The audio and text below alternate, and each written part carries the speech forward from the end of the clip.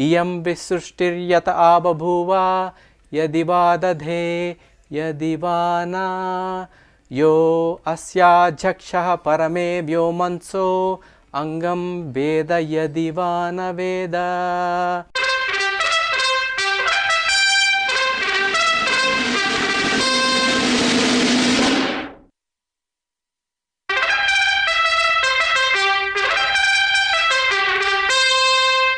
Today's episode is Tariff Dharma, Chanakya's guidance from 300 BCE.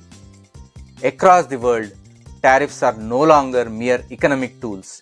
They have become weapons, instruments of geopolitical control and negotiation. When the US announces new tariffs on China or India, when Europe subsidizes its own industries, when nations weaponize supply chains, we are seeing the new Dandaniti, the politics of coercion. Chanakya would have smiled at this age, for he had seen it all. 2.5 millennia ago, he wrote the Arthashastra, a text on how to build, protect, and expand state power through economics, intelligence, and ethics. In this episode, Ravi, my brother, has joined me to explore how Chanakya and the Mauryan Empire responded to their world of disruption and what lessons it offers for India today. Thank you very much, Hemant, for this opportunity to be a part of Civilizational Bridge. In 326 BC, Alexander's army stood at the banks of Bias River, the Vipasa. They were exhausted, disillusioned, and terrified of marching deeper into Bharat. They had crossed deserts, rivers, and the mountains, but the Indian plains were different. These were not unguarded territories. They were organized societies with the large, disciplined armies, fortified cities, and ancient institutions. And that's where history turned. The Bias, the Vipasa, became the limit of conquest, not because Alexander lacked ambition, but because India still had depth, cultural, economic, and strategic. It was a land of self-sufficient republics, of wealth and wisdom, where strength was not measured in chariots alone, but in knowledge. The West had military momentum, the East had civilizational gravity. That contrast has defined world history ever since. That moment, the refusal at the Bias, is civilizationally important. It marks the boundary between the Western expansion of force and the Eastern strategy of restraint. India was divided then into various kingdoms, but the memory of unity remained. The lesson was clear. When we stand divided, outsiders exploit us. When we act with a shared purpose, no force can subdue us. In the vacuum that followed Alexander's retreat, India was fractured. Small kingdoms, greed, corruption, foreign satraps ruling the northwest. Out of this era of instability rose a scholar from Takshashila, Chanakya, also called Kautilya or Vishnugupta. Insulted by the Nanda ruler of Magadha, he vowed, "I will not tie my hair until I see the downfall of this dynasty." That vow and his untied sikha symbolized unyielding purpose. He found in a young boy named Chandragupta Maurya the fire of leadership. Chanakya trained him in politics, espionage, diplomacy, and economic management. Every art of rulership recorded in the Arthashastra. Together, they defeated the Nandas, repelled foreign satraps, and founded the Mauryan Empire. It is the perfect illustration of statecraft meeting vision, an intellectual advisor building a king who could execute that vision. In modern terms, Chanakya was the chief strategist and the national security architect of his age. Together, Chanakya and Chandragupta Maurya did what no conqueror could. They built a civilizational state, not a dynasty of power, but an empire of governance and a knowledge base spanning vast. At its height, the Mauryan Empire stretched from Kandahar and Herat in today's Afghanistan to Bengal, down to Karnataka, and from Kashmir. It was not a loose confederation, it was an empire, it was a system. Each satrap, the Takshashila, Ujjain, Kosali, Suvarnagiri, managed their own resources and security. This was the first integrated administrative economy in history. A vast empire run through taxation, justice, communication, and intelligence. Chanakya designed it all: the ministries, the budgets, the secret services, the markets. He called it Rashtratantra, the machinery of the state. For him, power was not dominance, it was precision. And the system was codified: tax collection, grain storage, foreign trade, market oversight, all under Kautilya's guidelines.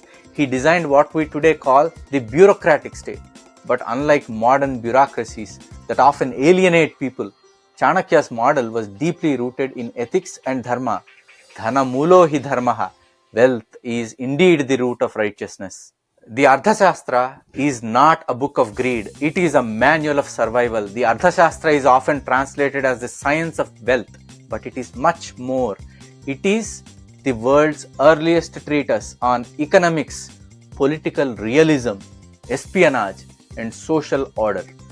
15 books, 150 chapters, 6,000 slokas covering everything from taxation to war, trade to agriculture, espionage to ethics.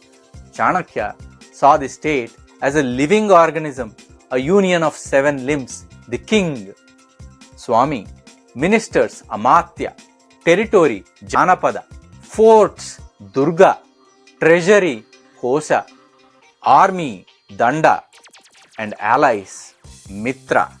This was the Satanga Siddhanta, the anatomy of statecraft. This was not a philosophical book. He writes, Kosamulo Danda, the army has its root in the treasury. And Gupta Parikshayamcha Sarvam Karma. Every undertaking, every single undertaking must be secretly examined. That's budgeting, intelligence audit rolled into one single sentence. 2,300 years before the Harvard Business School. Each limb of the Satanga Siddhanta has to be healthy for the body or the kingdom to survive. If the treasury is weakened, the army starves. If the ministers are corrupt, the diplomacy alliance system fails. This is where Chanakya's genius shines brightest, the Mandala theory. He said every kingdom lives in a circle of states, Rajamandala. Your immediate neighbor is your natural enemy. The neighbor's neighbor is your natural ally. And the pattern continues outward in concentric rings: friend, foe, neutral, intermediary. Friend, foe, neutral, intermediary. It's not cynicism, it's realism. He recognized that the world operates through conflicting interests, not moral idealism. A wise ruler identifies patterns of alignment, not emotions of friendship. Chanakya writes, Mitram nama samanartham. A friend is one whose interests are the same. This is the foundation of modern international relations theory. Exactly. The US, China, and Russia all still play this mandala game. The only difference is the scale. Chanakya just articulated it 2000 years before Machiavelli. Kautilya viewed this world as a circle of states, a dynamic web of kings and kingdoms. Every ruler, called the Vijabishu, the would-be conqueror, sits at the center of this circle. Around him lie layers of allies, enemies, neutrals, and mediators, each shaping their own strategy, trying to be the conquerors. Imagine ripples around the central king. The Ari, the immediate enemy, the right who is right next door, who can attack you. Beyond him, the Mitra, the ally who can support you or support your cause by trying to attack your enemy or the Ari at the same time. The Arimitra, thus the enemy of your enemy, often a friend, and the Mitra, part of your extended scale, friend of your friend. Each ring is a shifting alliance, a living balance of threat and support. Mandala theory is based on the supposition that your neighbors are land-based. But today, we have countries exerting power and neighborly influence through oceans. We can adapt this explanation perfectly with even oceanic neighbors. An oceanic mandala is defined not by the distance, but by the reach of influence and control over strategic waters. And then comes Dvaidibhava, the dual policy. Maintain relations with opposing powers at the same time. Be at peace on one front while fighting on another. That's how you survive as a Madhyama Raja, a middle power. India today does that exactly. Aligning with the US on technology, trading with Russia on energy. Chanakya said, Mitrancha nama samanartham again, right? A friend is one whose interests are the same. Friendship is not sentiment, it's strategy. Chanakya condensed the entire grammar of statecraft into 4 upayas. 1. Persuasion or sama. Concession, dana. Division, bheda. Coercion, danda. Again, what are they? Sama, dana, bheda, danda. Persuasion, concession, division, coercion. So he wrote essentially, Upayair Artha Siddhihi. All success in policy comes through these means. Today, these aren't relics of the past. They are modern diplomacy in disguise. Exactly. When the US offers aid or market access, that is dana. When it threatens tariffs or sanctions or invades, that is danda. When it tries to drive wedges between regional blocs or countries, that is bheda. And when it sits at the G20 for consensus, that is sama. Every foreign ministry still operates within this 2000-year-old framework, knowingly or not. And Chanakya also cautioned, the wise king chooses the method in proportion to his bala, his strength. That's where modern policymakers often fail. They act emotionally, not proportionally. Bala Siddhanta, what is it? The doctrine of measured strength. It is Chanakya's yardstick of power. He says, Kosa Danda Balam Balam. True power lies in the treasury, the army, and the ability to command both. Power is not what you possess, it's what you can sustain. By that logic, today in 2025, the United States is the Shrestha Bala, supreme in currency, arms, and technology. China is the Samabala, an equal competitor balancing production with politics, but only in a regional context. India is a Madhyama Raja, the middle power that tilts the equilibrium. It is not able to enforce on others, but it can protect itself and is not susceptible to others. That middle space is not weakness.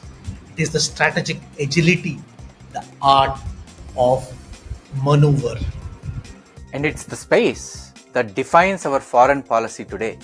Balancing quad partnerships with oil from Russia and semiconductor deals with America. Exactly what Chanakya meant when he advised the Madhyama Raja to play both sides to preserve autonomy.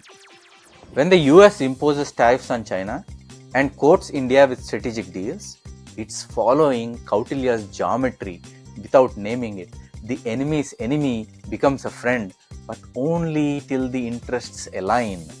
And India must read this map like a chessboard, not through emotion but through interests.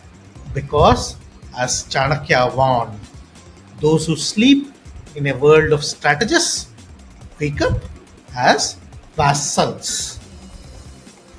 As of October 2025, US tariffs on Chinese goods stand at 100%. Selective duties on Indian steel and pharma tied directly to Russian energy imports. The restrictions on H-1B are also applied. The White House calls these economic security. Chanakya would have called it Danda Niti in his mandala. He said, Punishment without dharma destroys the king. Inaction destroys the kingdom. That's the fine line between statecraft and hubris. When a nation uses tariffs as weapons to restore balance, it's pragmatism. When it uses them for ego, it's decline. And India's response should not be reaction, but reconstruction, building internal capacity in semiconductors, renewables, and defense so that the tariffs become temporary, not existential threats. India's position is unique. We are the only civilization state that has survived every empire, Greek, Islamic, European, and still speaks in its own civilizational voice. That voice today is balance, the Madhyama path. In practice, that means a tariff policy that serves reform, not revenge. When we protect an industry, it must be to innovate, not to isolate. Chanakya's vision was always prosperity with security, never protection without purpose. I am reminded of an incident from Mahabharata, and I think similar concepts were also espoused by Bhishma Pitamaha. When the Mahabharata ended, Bhishma Pitamaha, who was the elderly statesman of the Kaurava Empire, lay upon his bed of arrows, downed by his own great-grandson. The earth was silent, and the new king Yudhishthira, the new king of the Hastinapura, was broken by victory. That was rare. He was the winning king, but he was broken even in his victory because he sees his great-grandfather lie down on that pool of arrows, and then he sees tons of dead bodies strewn all over the place. Bhishma spoke, Arthasya moolam dharmaha, dharmasya moolam arthaha. The root of prosperity is righteousness, and the root of righteousness is prosperity. In that sentence, India resolved the tension between Chanakya and Christendom, between realism and morality.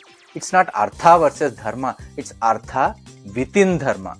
That's the bridge we have been talking about, the civilizational bridge. From the Arthashastra to the modern trade policy, from the Bhishma Parva to the budget speech. The principle remains the same. Use power wisely for the good of all. And that's where we close part 1 of Tariff Dharma. In the next episode, we'll actually delve deeper. In fact, we will observe the graphs.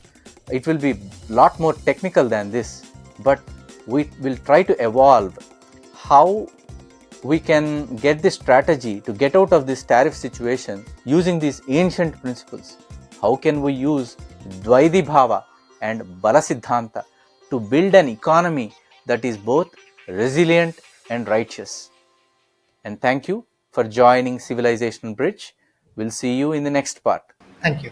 Thank you very much.